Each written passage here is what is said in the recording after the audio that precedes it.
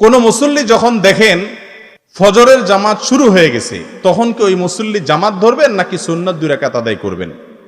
কোন নামাজে এটা করা যাবে না।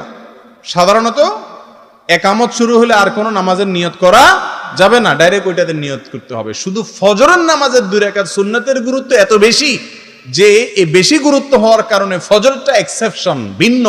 এখানে ইমাম জামাত শুরু করলেও আপনি তাড়াহুড়া করে 2 রাকাত সুন্নাত পড়ে যদি ইমামরে দ্বিতীয় রাকাতে ধরতে পারবেন বলে মনে হয়, তাহলে সুন্নাতের নিয়ত করবেন।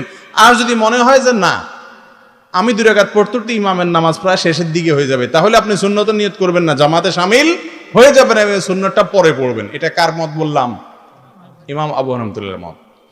একামত শুরু হয়ে গেছে, আর কোন নামাজের নিয়ত না, ডাইরেক্ট আগে জামাতে যোগদান। কারণ হাদিসে আসছে, নবীজি বলেছেন, যখন নামাজের একামত দেয়া হয় তখন ফরজ নামাজ ছাড়া আর কোন নামাজের নিয়ত করা যাবে না। হাদিসের কথা।